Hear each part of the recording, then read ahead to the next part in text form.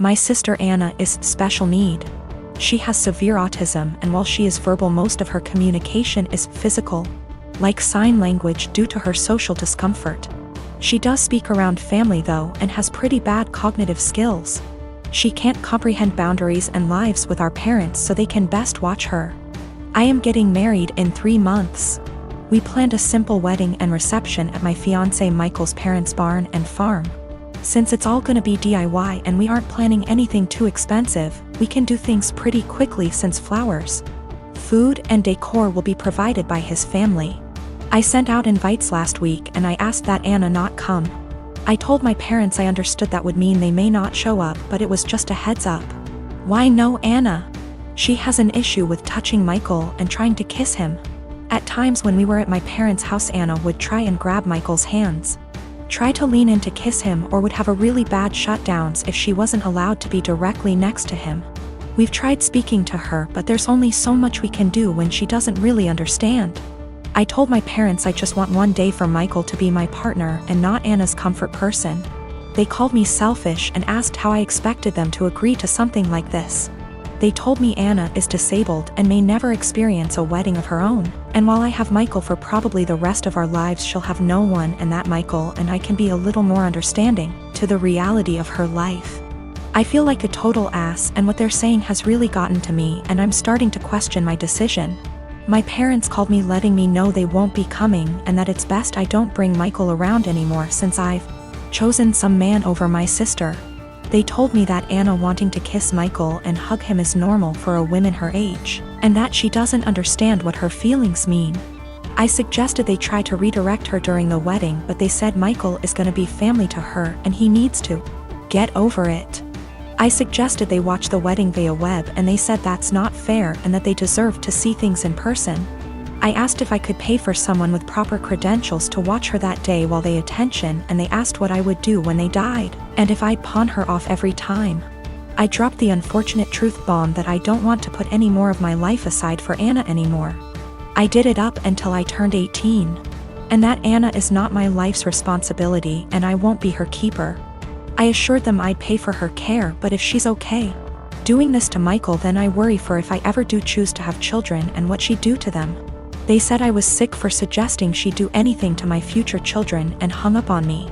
They sent a lengthy text telling me not to contact them until I could do the right thing. My sister called me saying that her work had an emergency and she needs to get there ASAP and needed me to watch her kids because no one else can. I rushed over there just to find her husband locked in his game room playing video games. I asked her why she called me over if he was home, and she said he didn't want to babysit because it was his only day off. Sister left, and I started hanging with the kids. I was changing the baby's diaper and the other kids wanted a snack.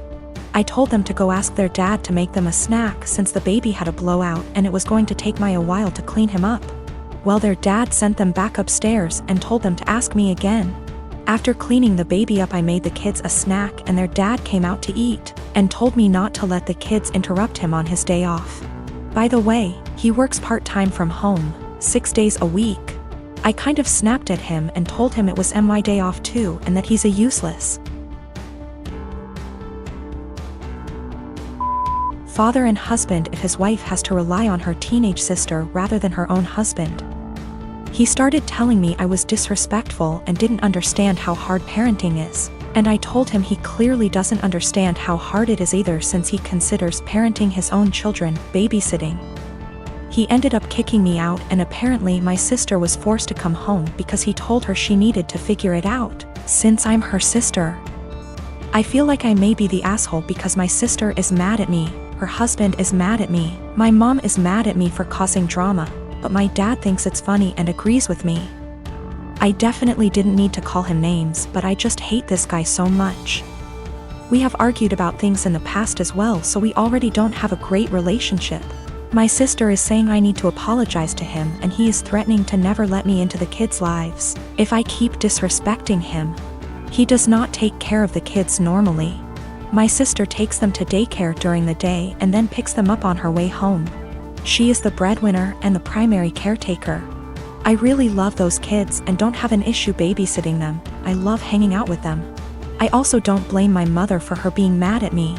Just because of the fact that my sister's dumbass husband texted her and apparently told her a much different version of what happened. He told her I was sitting on my phone the whole time being lazy and the kids kept begging me for a snack.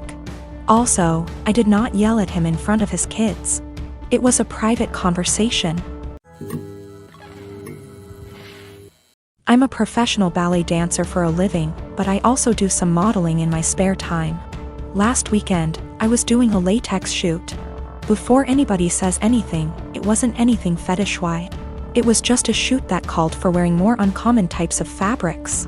My outfit was a black full-body catsuit, so think of a skin-tight garment that covers from neck to toe, including gloves.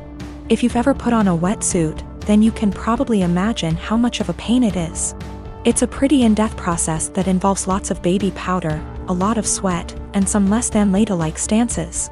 Dressing usually takes anywhere from 20 to 25 minutes start to finish. I always dread it, but can't argue with the results. Anyway, my boyfriend was in my dressing room as I was getting changed.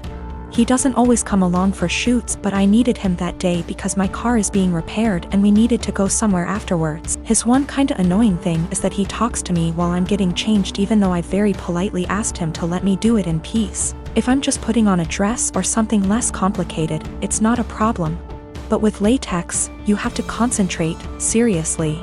My facial expression is pretty similar to when I'm doing heavy leg presses or squats at the gym, so that the garment slips on correctly and, more importantly, you don't rip it. It's very easy to tear if you're not careful. And a full-body catsuit can cost upwards of $700 to $800 minimum. So as I'm struggling, may have been on the floor on my back with my feet up on a chair, pushing my butt up to get the garment over my hips, he won't stop talking. Come on, girl, you got this. Do you want help? I don't think you put on enough baby powder. Babe, you got this, get that big ass in there. And I politely asked him several times to just let me concentrate. He responds by saying, relax, I'm just trying to help, before patting me on the butt. I'd had enough. I demanded he stand outside because he was being super distracting and I couldn't afford to rip the garment. I didn't ask him to help because there's a technique to getting latex on and he doesn't have it. He got all pissy and was like, whatever, maybe you need a bigger size anyway, before leaving the shoot completely and taking the car. I had to get an Uber home after the shoot. On one hand, I was getting super frustrated, I was hot and sweaty, and combined with my kinda short temper, I was getting pissed off that I couldn't get the suit on. On the other hand, I asked him multiple times not to comment or distract me.